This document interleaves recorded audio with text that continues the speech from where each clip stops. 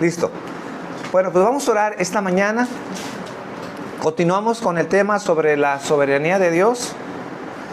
Y hoy en particular veremos cómo opera esa soberanía en el hombre. Cómo Dios ejerce esa autoridad. Y lo vamos a dividir en dos, como lo dije al principio, en dos partes. Su soberanía en su pueblo, cómo Dios ejerce esa soberanía en el pueblo de Dios. Y como punto número 2, cómo Dios ejerce su soberanía en la gente que no cree en Él, en la gente impía. Padre, esta mañana te damos gracias. Ponemos esto en tus manos, Señor, y te pido que tú nos guíes, Señor. Reconozco, Señor, que a veces hay temas complicados, difíciles, Señor, de entender. Pero creo yo que es más difícil de aceptar que de entender, Señor. Y que esta mañana, Señor, tú seas exaltado, tú seas glorificado, Señor, a través de este tema, Señor. Y que podamos aprender de ti, Señor. Enséñanos, Señor, hasta dónde llega tu soberanía, Señor. Aún nosotros, Señor, sin querer limitamos ese gobierno, Señor. Lo limitamos, Señor, porque a veces no queremos entender, Señor. A veces se nos hace excesivo la autoridad tuya, Señor. Pero esta mañana haznos ver, Señor, que no hay nada que salga bajo tu control, Señor. Que todo está bajo tu dominio, Señor. Y que eres soberano, Señor. Pero sobre todo esta mañana haznos entender, Señor, que tienes el derecho. Porque a veces nosotros, Señor, luchamos con ese derecho. Pero que esta mañana, Señor, entendamos que tú como el dueño de todo, Señor, el dueño de toda tu creación, tienes el derecho de gobernarla como tú quieras, Señor. Tú eres el dueño de todo, Padre. Y que esta mañana, Señor, podamos entender, Señor, ese punto de las Escrituras, Señor. Tú no tienes que preguntarle a nadie, Señor. Tú no tienes que pedir consejo de ninguna persona para hacer lo que tú quieres, Señor. Porque tú eres Rey, Señor. Porque tú eres el que gobiernas en este universo. Y que nosotros, Señor, podamos entender esa soberanía y darte la gloria, Señor. Porque eres el dueño, Señor. No solamente de lo que hiciste, sino eres el dueño de nuestras vidas. Y vivimos para honrarte, Señor, para glorificarte. Gracias, Señor. Amén. Entonces hemos estado hablando de que Dios gobierna al mundo y a todo lo que en ello hay. Dios es soberano. Preguntémonos esta mañana entonces, ¿gobierna con un propósito concreto? ¿O Dios gobierna sin objetivo y lo hace al azar de acuerdo a las circunstancias? ¿Será que Dios cada día está cambiando sus propósitos continuamente, formando uno nuevo cada día? ¿O hay un propósito eterno desde el principio? ¿Qué es lo que nos enseña las Escrituras? Entonces, ¿será que Dios está cambiando sus propósitos de acuerdo a las circunstancias como lo hacemos nosotros? Porque nosotros cambiamos cada rato. O lo que sucede es el propósito eterno que Él ya ha resuelto hacer. Bueno, las Escrituras, de acuerdo al libro de Efesios, capítulo 1, versículo 11, nos enseña que Dios hace todas las cosas según el consejo de su voluntad.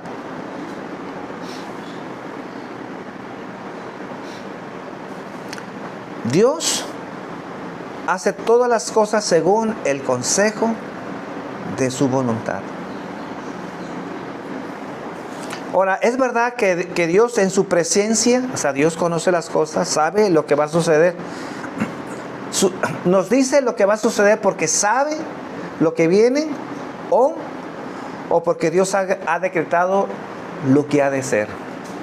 Esa es una pregunta que muchos cristianos, tal vez no así como yo lo estoy haciendo, siempre nos cuestionamos. Bueno, Dios cuando nos revela el futuro, cuando Dios usa a sus profetas, como lo ha hecho en el Antiguo Testamento, bueno, nos da una revelación de lo que va a acontecer, ¿no?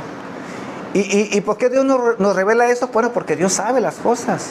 Para Dios no hay nada oculto. Bueno, ese es un tema.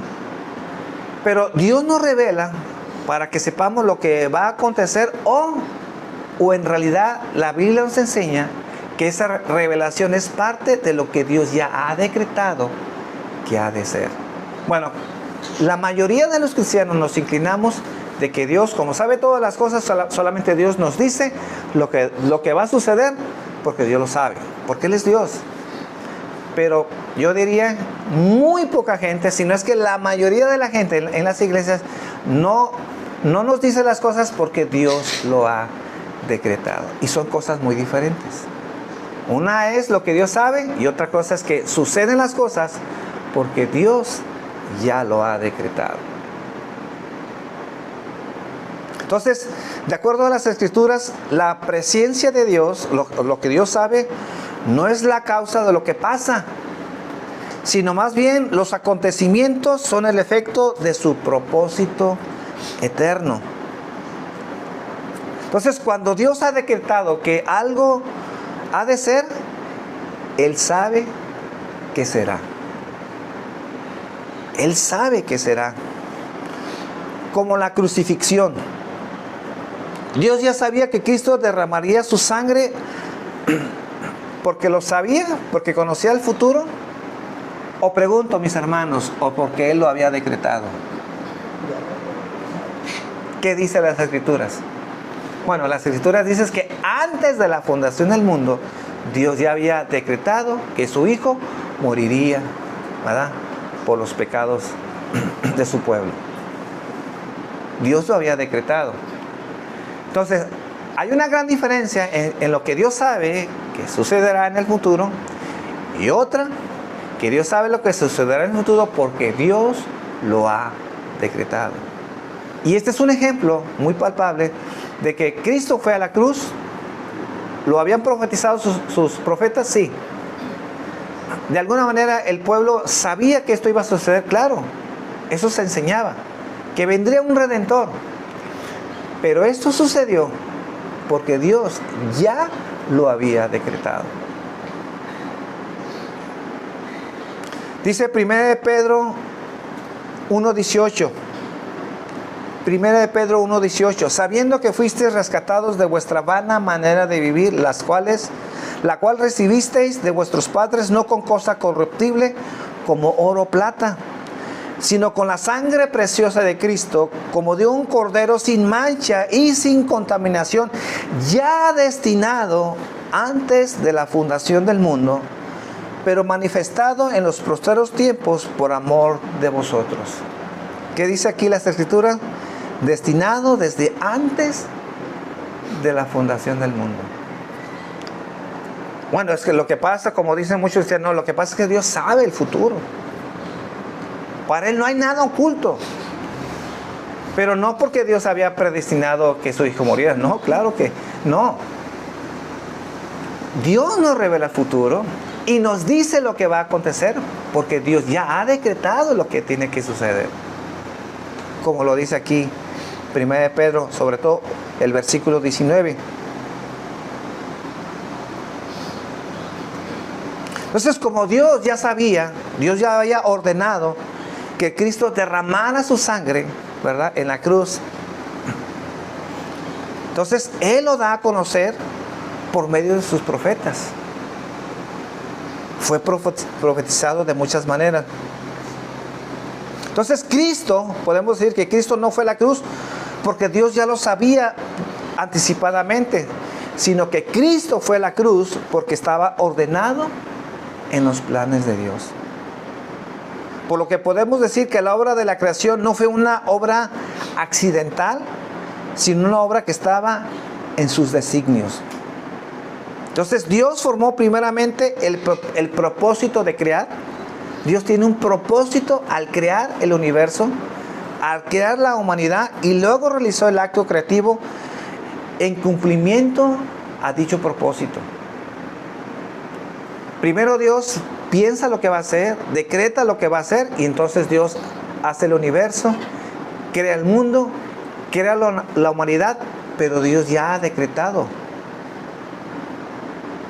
Dice Isaías capítulo 46, versículo 9.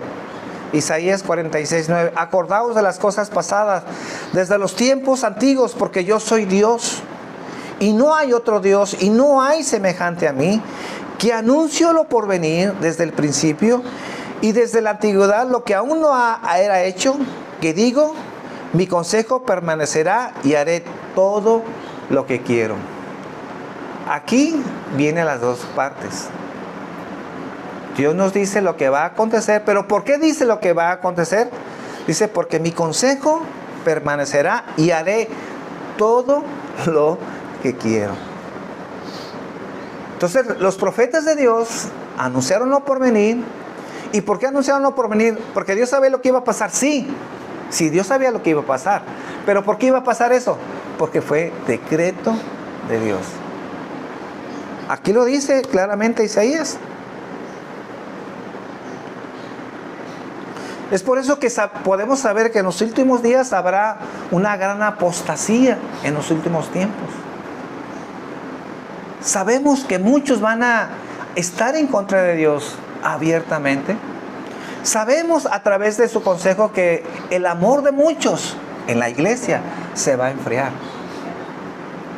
Debido a la maldad, debido a tanta crueldad. Y que si Dios no acortara los tiempos, de acuerdo a las Escrituras, nadie sería salvo. ¿Por qué decimos que la salvación es de Dios?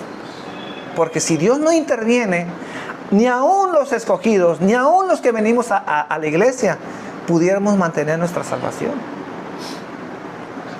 Por eso decimos, y por eso confirmamos que la salvación no está en nuestras manos. No es que si se pierde o no se pierde. Pues si está en nuestras manos, claro que la perdemos. Y yo diría todos los días. Pero si no la perdemos es porque estamos en las manos de Dios.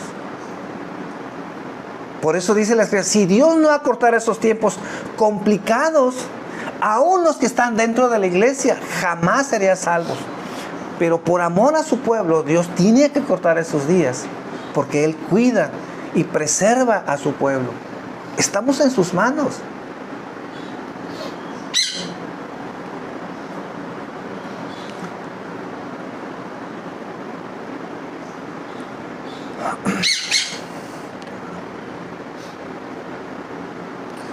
¿Con qué propósito fue creado este mundo y la raza humana? Bueno, las Escrituras nos enseñan que todas las cosas fueron creadas para sí mismo. Dice Proverbios 16:4, todas las cosas ha hecho Jehová, dice, para sí mismo. Apocalipsis 4:11.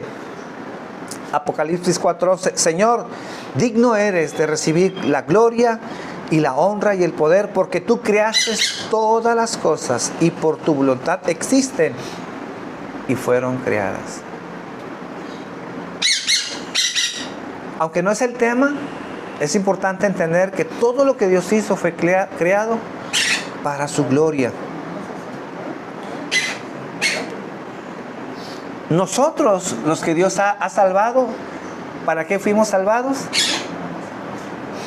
Para su gloria. ¿Por qué es importante venir los domingos y poder entonar nuestra alabanza y nuestra adoración? Porque siempre debemos de recordar que nuestra vida, nuestra razón de ser es darle gloria a nuestro Dios. Le cantamos no porque es bonito, le cantamos no porque nos sintamos bien, no, le cantamos porque queremos honrar a nuestro Dios, porque ese es el propósito de Dios para nuestra vida, ese es el propósito de Dios para la iglesia. Por eso Dios sabía que el hombre iba a caer, claro que sabía que iba a caer, y que el pueblo que Dios iba a redimir no iba a adorarlo si Dios no intervenía en ellos. Porque ya estaba en los planes de Dios salvar a sus escogidos desde la eternidad. Entonces todas las operaciones de Dios tienen un fin glorioso, salvar a su iglesia. Todos los que no son de su iglesia están subordinados a este propósito. Todo lo que pase allá afuera de alguna manera está subordinado a los planes y a los propósitos de Dios, aunque el mundo no lo piense así.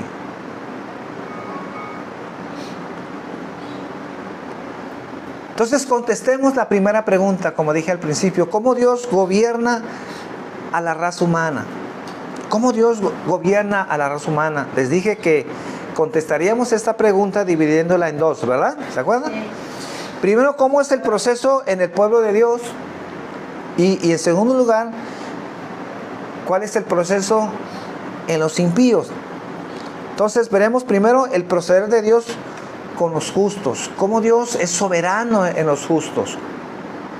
Bueno, lo primero que Dios hace, lo primero que Dios hace en aquellos que han sido escogidos, aquellos que han sido llamados a través del Evangelio, es que Dios primeramente imparte un nuevo nacimiento en sus vidas y en sus corazones.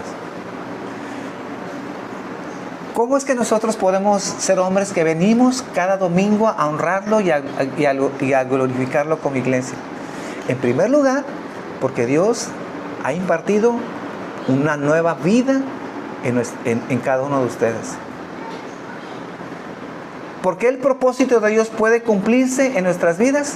Porque Dios tuvo que actuar haciendo de nosotros un nuevo corazón, transformando nuestras vidas.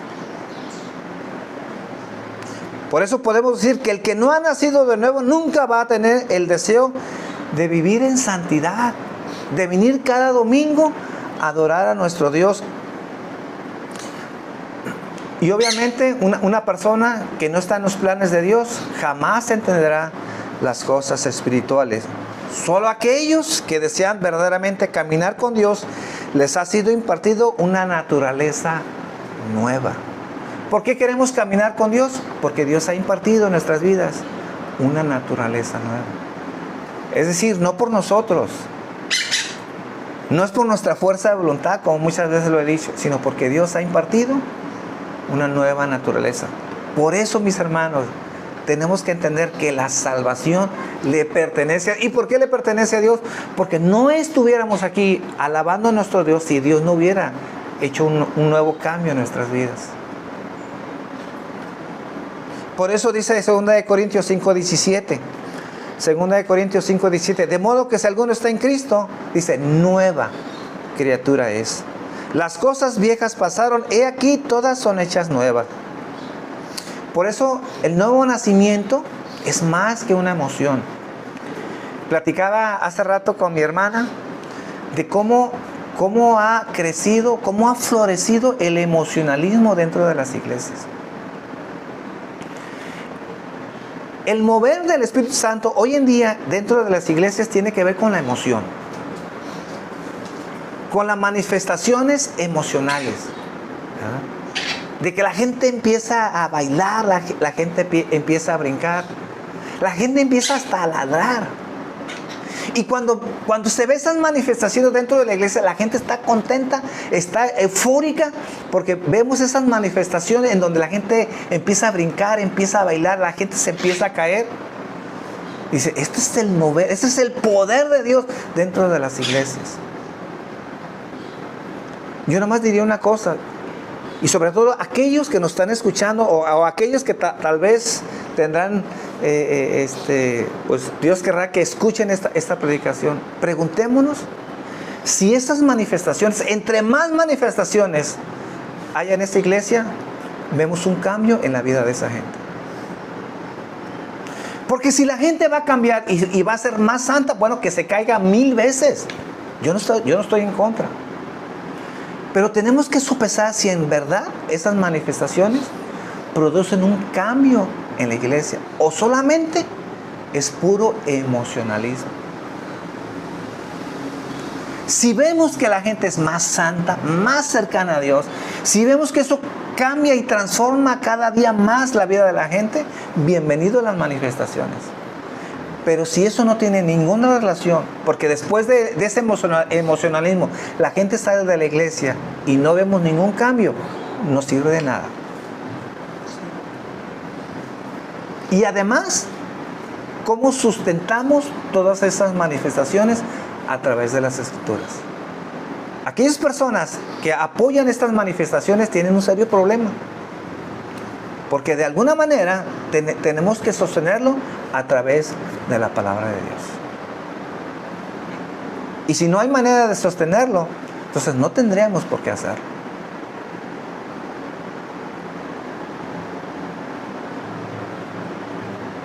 Entonces por eso digo que el nuevo nacimiento es más que una emoción, más inclusive que cambiar nuestra manera de vivir, porque inclusive hay mucha gente, ¿verdad?, que aún sin Dios cambia su forma de vida, ¿verdad? Tenemos gente pagana que es educada, gente que a lo mejor tiene buena moralidad, pero el nuevo nacimiento es más que eso, es más que venir a la iglesia. El nuevo nacimiento es tener una nueva vida. Y la gente moral, aunque tenga buena conducta, no tiene nueva vida.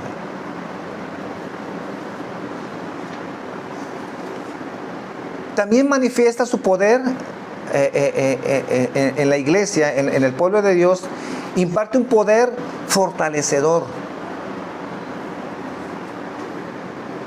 Un poder fortalecedor. Dice Pablo en Efesios 1:19, Pablo aquí orando, dice, para que los ojos de nuestro entendimiento fuesen iluminados, para que podamos entender el poder que actúa en nosotros.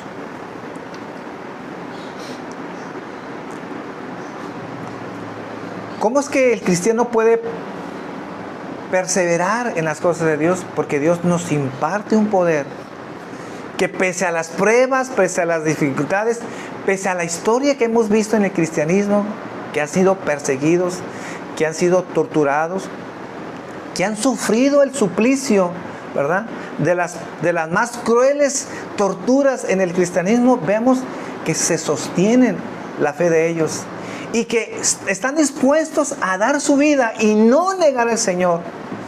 ¿Y por qué sucede eso? Porque Dios imparte un poder fortalecedor aún en medio de las pruebas. Y de esta manera somos capacitados para pelear, como dice la Escritura, la buena batalla de la fe. Y pelear en contra de aquellas fuerzas que nos hostigan todos los días. Todos los días.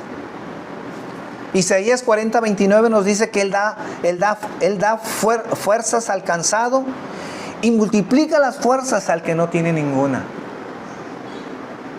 Que cuando sentimos que desfallecemos, cuando sentimos que no podemos más, ahí está Dios, siempre levantándonos, siempre fortaleciéndonos.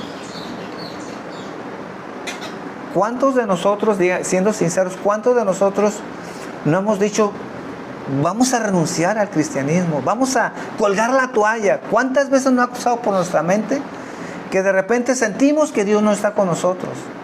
Pero más sin embargo pasan los años, ¿verdad? Pasa el tiempo y continuamos. ¿Y por qué continuamos? Porque Dios nos sostiene.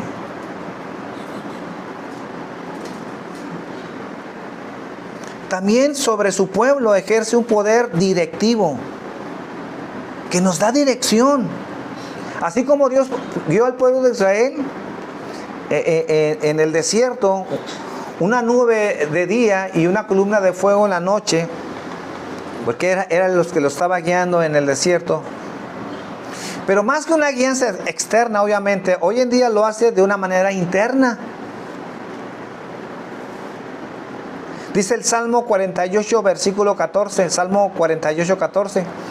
Porque este Dios es Dios nuestro eternamente y para siempre. Él nos guiará aún más allá de la muerte.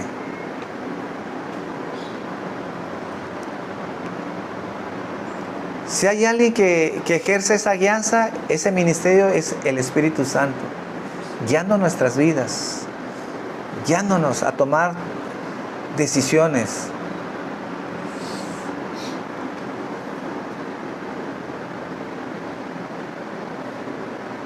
También Dios ejerce sobre nuestras vidas un poder preservador que nos guarda, que nos protege. Dice Salmo capítulo 37, versículo 28. Salmo 37, 28.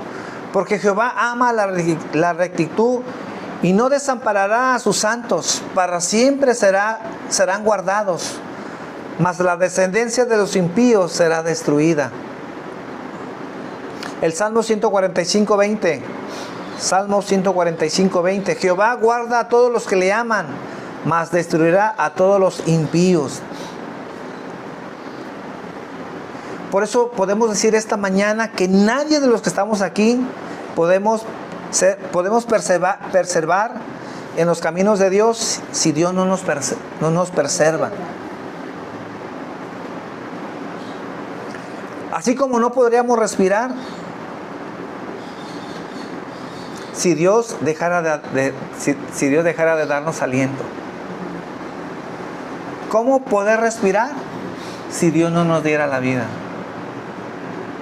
Pues de esa misma manera Dios nos preserva y Dios nos guarda.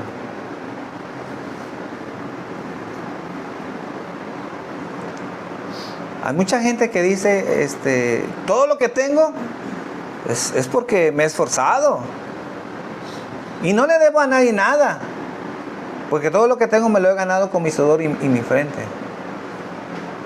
Bueno, humanamente está bien lo que dicen, pero alguien que tiene entendimiento en las cosas de Dios, si tienes lo que tienes y te has esforzado en lo que tienes, es porque Dios te ha dado la vida para que lo puedas hacer.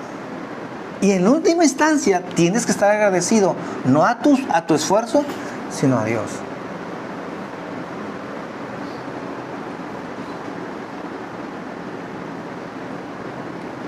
Punto número 2, entonces, esa es la manera en que Dios usa su providencia en los hijos de Dios. Ejerce su autoridad. ¿Cómo lo hace? Pues en primer lugar cambiando nuestras vidas. Que si Dios no lo hace, no estuviéramos aquí. Dios mantiene el control de nosotros, claro, porque Él nos guarda, porque Él nos cuida, porque su poder nos mantiene. Y como dije al principio, si no fuera por Él, ¿verdad? Si en los últimos tiempos no acortara los tiempos, nadie sería salvo. Entonces, por más que oro, por más que busque a Dios, por más que sienta que entonces me merezco un poquito de méritos, eso no es suficiente para ganarme la salvación, o por lo menos mantenerme en la salvación, no. Porque en última instancia es por Dios que nos mantenemos en Él.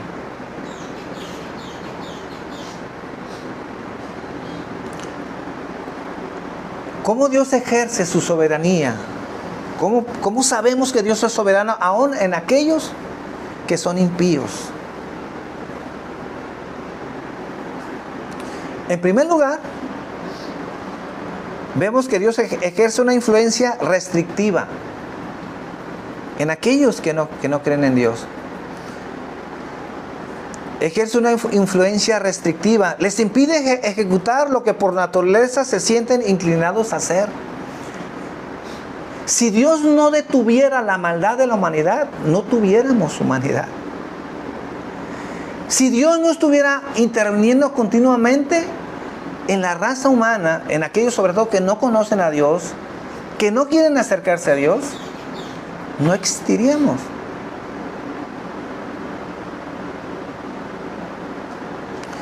Un ejemplo notable de esto lo tenemos en Abimelech, el rey de Gerar.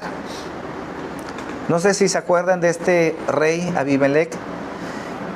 Abraham, cuando descendió a Gerar y siendo temeroso, ¿verdad?, por la esposa que tenía, una esposa hermosa, le dijo a su esposa que le iba a llamar que era su hermana, no su esposa. Si digo que eres mi esposa, me van a matar y se van a quedar contigo, ¿verdad? Entonces, de alguna manera, era su media hermana. O sea, no era una total mentira. Pero él tuvo temor. Y nos dice la historia, aunque no nos vamos a meter en eso, nos dice que el rey tomó a Sara creyendo que no era casada. Y vemos que Dios empleó su poder para proteger el honor de ella. Y le dijo en sueño a este rey, en Génesis 26, yo también sé que con integridad de tu corazón has hecho esto, y yo también te detuve de pecar contra mí, y así no te permití que la tocases. ¿Un rey qué? ¿Que amaba a Dios? No, un rey impío. ¿Cómo supo este rey que le estaban engañando? Por intervención de Dios. Pero si él no era un rey que amara a Dios, si él era un rey que ni temía ni creía en Dios, ¿qué tenía Dios que hacer con ese rey? Si cada quien entonces debe de ejercer su voluntad y su libre albedrío. Bueno, pues vemos que Dios aquí interviene en un pagano y lo detuvo para no pecar. Y este rey, pese a que no era creyente en ese Dios, en el Dios de Israel, entiende que hay un Dios sobre todas las cosas, ¿verdad? Y Dios le impide de no pecar, porque si lo hubiera hecho, ¿qué hubiera pasado? Dios le hubiera quitado la vida.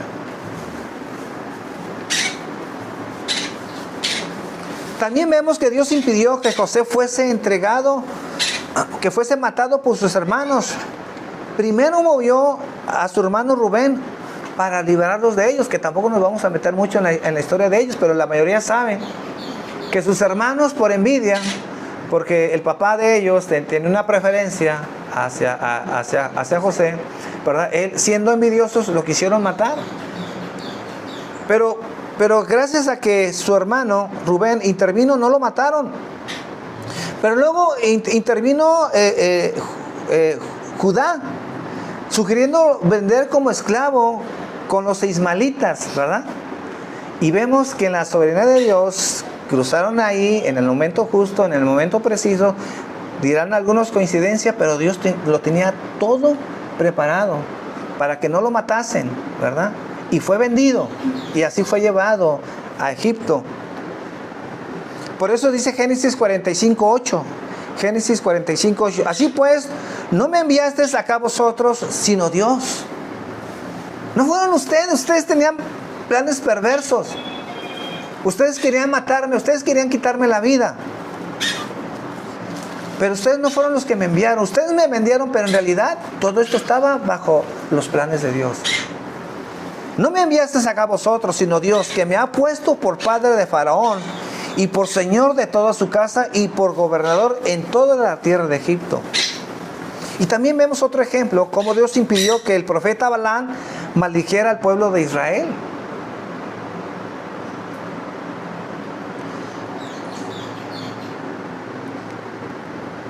El rey le dijo, el rey Balac le ordenó a Balaam que maldijera al pueblo de Israel. Pero en vez de maldecir lo que hizo, Dios intervino. Dice Números 23:8. Dice, ¿por qué maldeciré yo al que Dios no ha maldecido? ¿Y por qué he de execrar al que Jehová no ha execrado? Esta palabra execrado es condenar y maldecir. Execrar es condenar y maldecir. ¿Por qué yo he de condenar y maldecir cuando Dios no lo ha hecho?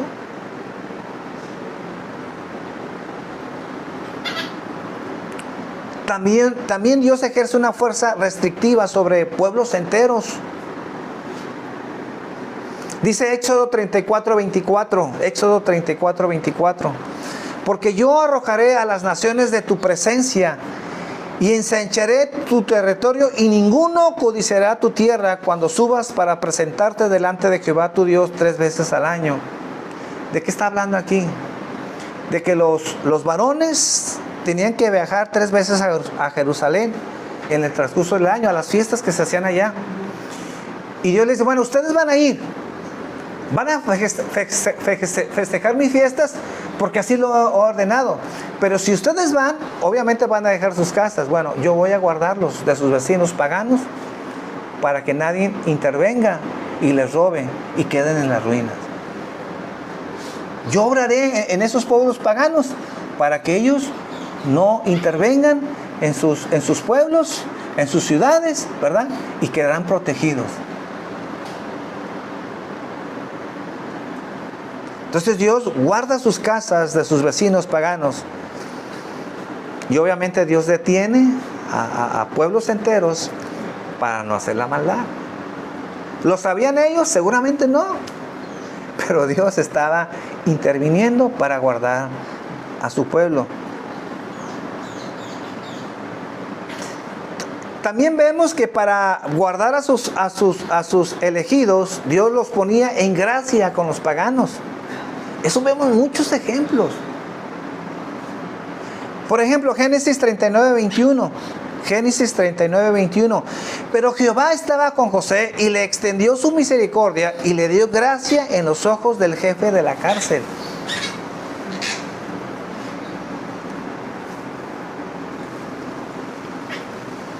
Bueno, no dice que este hombre pagano tuvo bondad, tuvo un buen corazón. Y como vio que José era buena persona, entonces pues tuvo misericordia de él.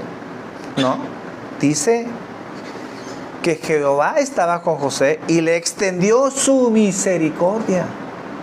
Dios hizo que este hombre en la cárcel, este hombre pagano, lo viera bien para que procediera a su favor.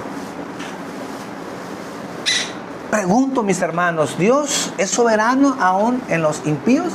Bueno, hay muchos ejemplos que dice que sí. Dice, no, es que Dios es caballero. Y si la gente no quiere acercarse a Dios, Dios no hace nada. Eso no enseña la Biblia. Porque no entendemos que si Dios es el dueño de todo, para algunas cosas decimos, no, es que eso no es. Dios es el dueño de todo y Él puede ejercer, tiene el derecho de ejercer con lo que es suyo, lo que Él quiere. Así como tú tienes el derecho de ejercer en tu casa, porque es tu casa, lo que tú quieres. Si quieres no lavar los trastes, no lo haces. Si no quieres no trapear, no haces. Si no quieres pintar tu casa este año, no lo vas a hacer porque es tu casa, todos te van a respetar. Bueno, Dios puede hacer con su creación lo que Él quiere. ¿Quién dice que no? Bueno, o es soberano o no es soberano. O es dueño de la creación o no es dueño de la creación. Y yo sé que a veces hablar de estas cosas, híjole, entonces Dios interviene aún en la gente que inicua, que no le honra, que no le... Miren, estos ejemplos en las escrituras hay muchísimos. ¿Cómo Dios interviene en aquellos que no honran a Dios?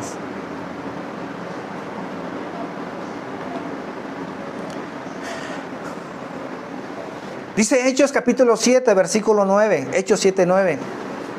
Los patriarcas, los hermanos de José, los patriarcas, movidos por envidia, dice, vendieron a José para Egipto, pero Dios estaba con él.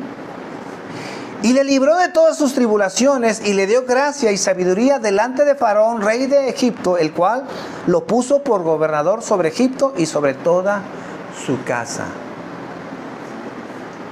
Porque José era muy bueno, porque José era muy buen trabajador, seguramente que sí. Porque José era honrado, seguramente que sí. Pero no fue por eso que llegó a ser un gobernador, el segundo después de Faraón.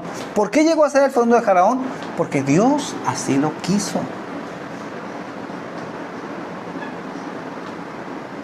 No sé si en los planes de Faraón era poner al hermano, al tío, al sobrino, para que le ayudara a ser el segundo, pero en los planes de Dios no estaba así. Dijo, Faraón ni temía a Dios, era un hombre que creía en otras cosas, menos en Dios obviamente.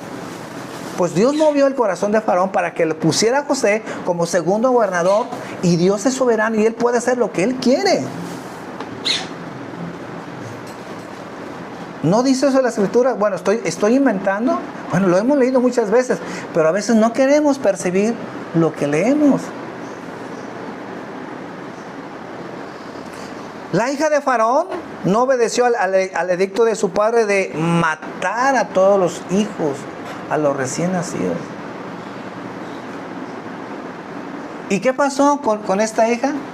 Pues cuando vieron a este niño en ese pesebre, ¿verdad? Una de sus concubinas, ayudantes, no sé qué era, lo tomó. Ellas mismas le dijeron que había una nodriza que la podía cuidar, que era su madre. Y Dios en su bondad la fue a entregar con su madre, en donde lo cuidó, y ya después le fue entregado a ella, en donde se convirtió en la madre de Moisés.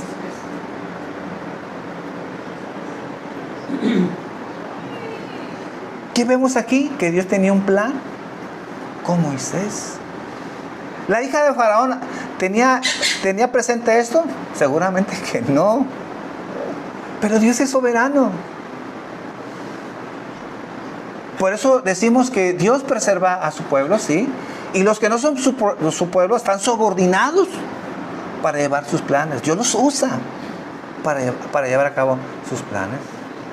Por eso no hay tal guerra como dicen los cristianos. La guerra entre las tinieblas y Dios, ¿no? Hay un enfrentamiento feroz en donde, híjole, a ver si gana Dios. Oremos para que le vaya bien a Dios. Satanás está subordinado a Dios. Y Satanás es una herramienta que está subordinado a los planes y a los propósitos que Dios tiene. Satanás no hace nada si Dios no le da permiso.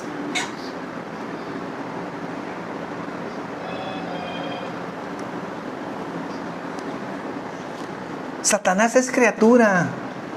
Hay que entender eso. Satanás es creación de Dios. No, Dios no tiene ningún problema en controlar a Satanás. Ninguno.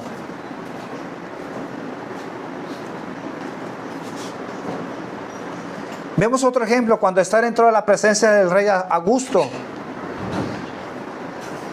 que ella estaba dispuesta a perecer, porque si no extendía su cetro de oro, tenía que morir. Si no fue llamado por el rey, debía morir. Pues Esther dijo, bueno, necesito hablar con el rey porque mi pueblo está siendo amenazado de quererlo exterminar. Y voy a hablar con el rey. Y si eso me va a costar la vida, lo voy a hacer.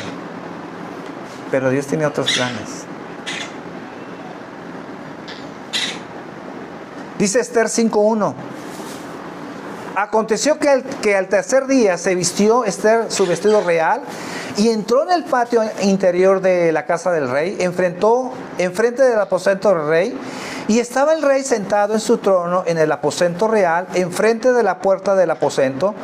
Y cuando vio a la reina Esther que estaba en el patio, ella obtuvo gracia ante sus ojos, y el rey extendió a Esther el cetro de oro que tenía en la mano.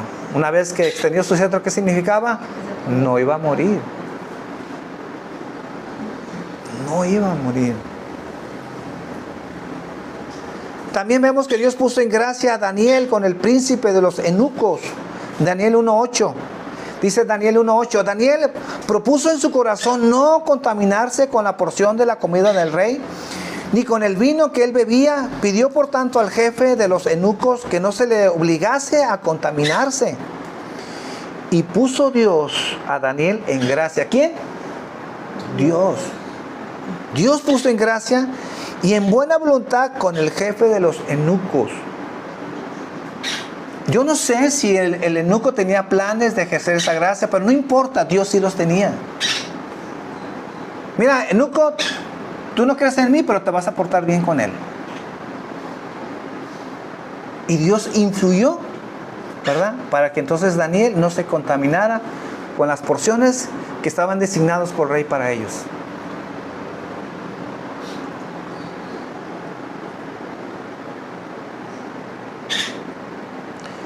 También vemos cómo Dios usa a reyes paganos para llevar a cabo sus designios.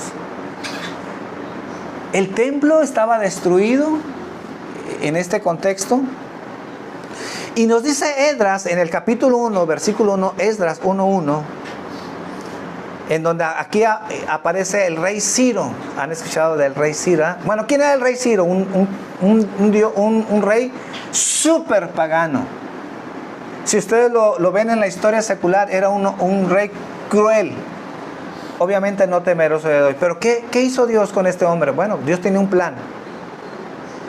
Dice que en el primer año del Ciro, rey de Persia, para que se cumpliese la palabra de Jehová por boca de Jeremías, despertó Jehová el espíritu de Ciro, rey de Persia, o sea, Dios obrando en el espíritu de este rey, el cual hizo pregonar de palabra y también por escrito por todo su reino, diciendo: así ha dicho Ciro, rey de Persia: Jehová, el Dios de los cielos, me ha dado todos los reinos de la tierra y me ha mandado que le edificase casa en Jerusalén, que está en Judá. Ustedes lo pueden leer pero ya pues manda y convoca que todos los que estaban cautivos, los que quisieran ir, fueran a construir el templo.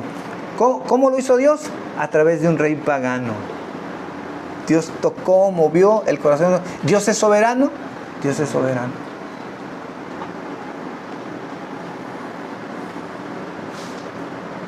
Entonces vemos claramente que Dios ejerce sobre los impíos una influencia ordenadora y encausadora.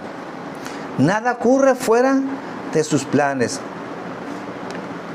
El polémico Judas, que traicionó a su maestro y lo entregó, obviamente él actuó bajo su libre albedrío, pero también estaba en los designios de Dios que fuese entregado por este hombre.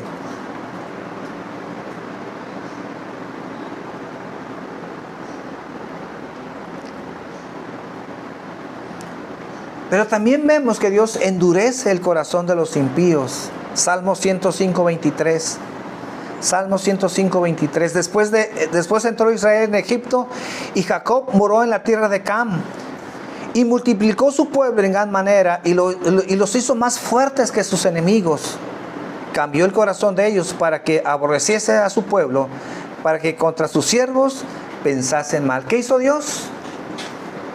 Cambió el corazón de los egipcios, ¿verdad? Para que entonces empezaran a presionar al pueblo de Israel. ¿Y cuál fue el resultado de este odio? Que lo sometieron a esclavitud y a pagar grandes impuestos. Eso dicen las Escrituras. ¿Y por qué sucedió esto? Porque Dios lo decretó. ¿Para qué? Para enseñarles una lección a su pueblo. ¿A quién usó? Al pueblo de Egipto. ¿Y cómo lo hizo? Influyendo en ellos para que ejercieran fuerza y poder sobre su pueblo. Pero pues es un pueblo pagano, que no son creyentes, pues no le importa a Dios. Él es soberano. Y Él puede usar a quien quiere para llevar sus planes. O lo debemos de interpretar de otra manera, porque eso es lo que dice aquí. Digo, ni siquiera estoy esforzándome en cambiar el contexto. Es lo que dice. Entonces, ¿por qué Dios endureció el corazón de Faraón? Siempre nos hemos preguntado eso. Bueno, ¿qué dicen las Escrituras? Romanos 9:17. Dice Romanos 9:17, porque la Escritura dice a Faraón: para esto mismo te he levantado, para mostrar en ti mi poder y para que mi nombre sea anunciado por toda la tierra. Me eres instrumento, Faraón. ¿Y para qué? ¿Y para qué entonces endureció su corazón? Dice aquí, para mostrar en ti mi poder. Y para que mi nombre sea anunciado en toda la tierra.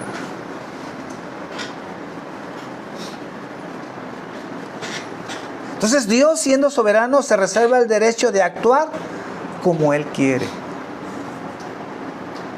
El hombre, cuando decide deliberadamente rechazar a Dios, Dios lo abandona. Es lo que hace Dios. ¿Por qué Dios endureció a Faraón? Porque Faraón estaba endurecido. Si la gente no quiere acercarse a Dios, Dios los entrega a tinieblas.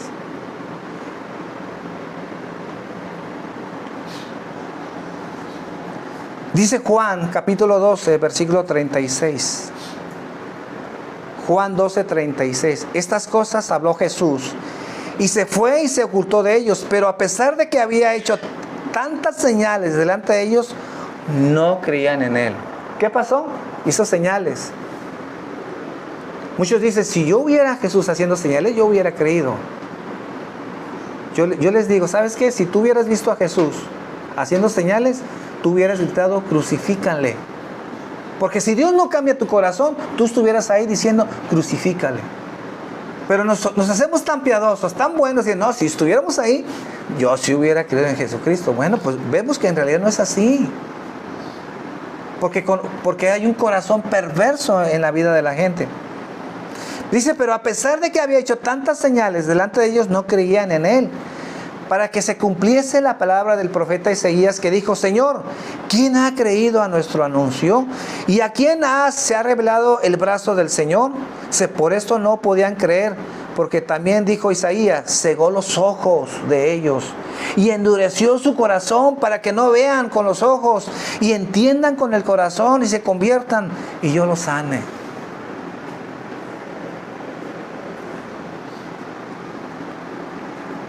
Una vez que la gente impía endurece su corazón, dice, ¿quieres eso?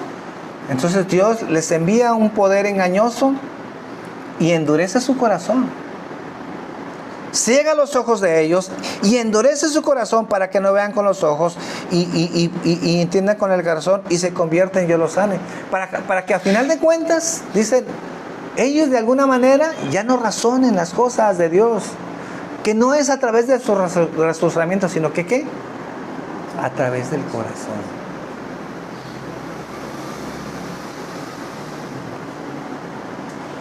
Dice 2 de Tesalonicenses 2:11. 2 de Tesalonicenses 2:11. Por eso Dios les envía un poder engañoso para que crean la mentira, a fin de que sean condenados todos los que no creyeron a la verdad, sino que se complacen en la justicia. Aquellos que se revuelcan en el lodo del pecado, Dios los entrega.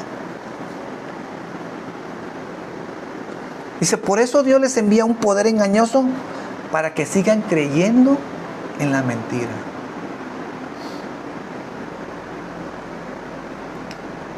Les da a Dios más de lo que ellos quieren, pues. ¿Quieren eso? Les doy más.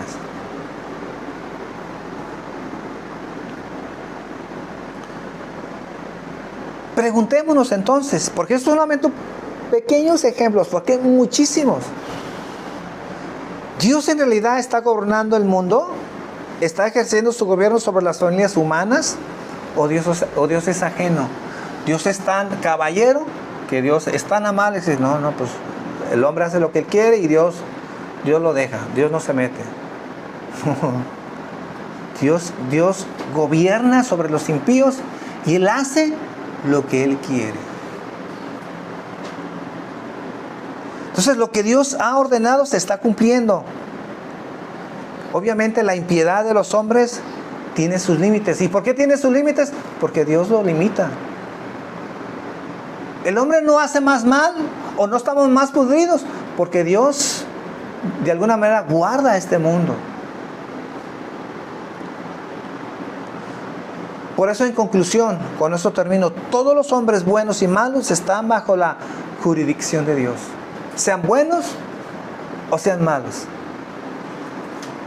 Porque si no están bajo la jurisdicción de Dios, entonces no tendríamos por qué estar hablando de la soberanía de Dios. Sería obsoleto este tema. Es un tema que sería mentiroso. Pero si Dios es soberano, Dios ejerce su soberanía tanto en los buenos como en los malos. Y nadie se escapa de su soberanía. Ni el diablo.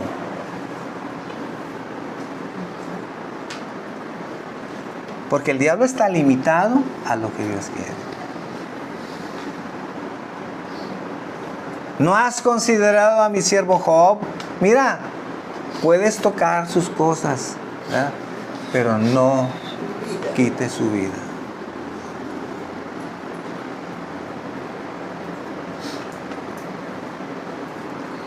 Si Dios no fuera soberano, ¿qué confianza le hubiera tenido al diablo? Dice, bueno, haz lo que quieras, nomás no toque su vida. Si es el diablo. Pero Dios es soberano.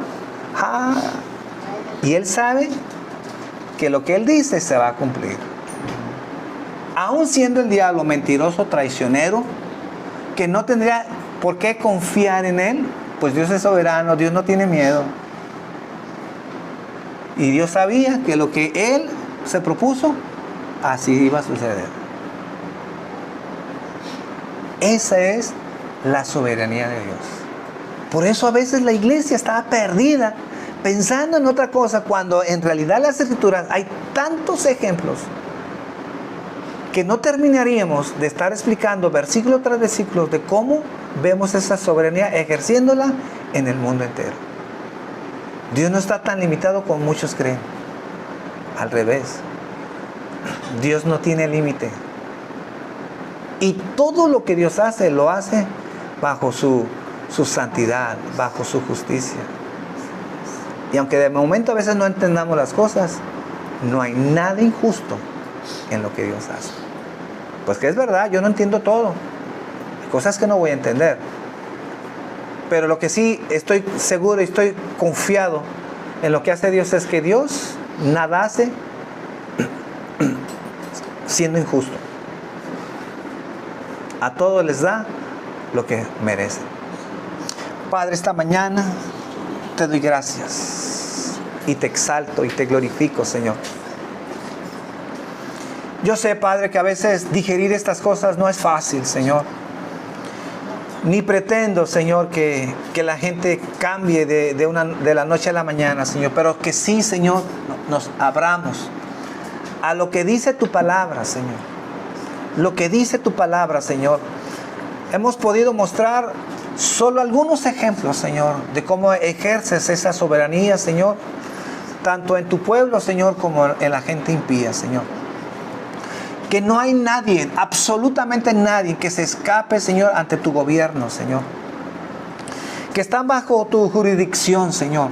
Que mantienes el dominio, Señor.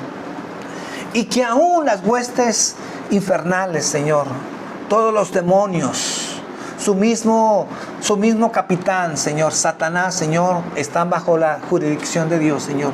Y nada se sale, Señor, ante su poder, Señor. Tú mantienes el control de todo, Señor. Por eso, Señor, podemos aprender esta mañana, Señor, que podemos confiar en ti, Señor. Porque si tú nos has prometido que nos vas a guardar, nos vas a preservar, Señor, podemos descansar, Señor. Pese a veces a las dificultades, a los problemas que enfrentamos, Señor. Enséñanos a descansar en ti, Señor. Tú eres un Dios que tienes el control de todo, Señor. Todo está bajo tu dominio, Señor, y nada se te escapa, Señor. Señor, enséñanos a descansar, a confiar en ti esta mañana. Por eso te doy gracias, Señor, y te alabo y te exalto, Señor. A ti la gloria y la honra, Señor. Amén.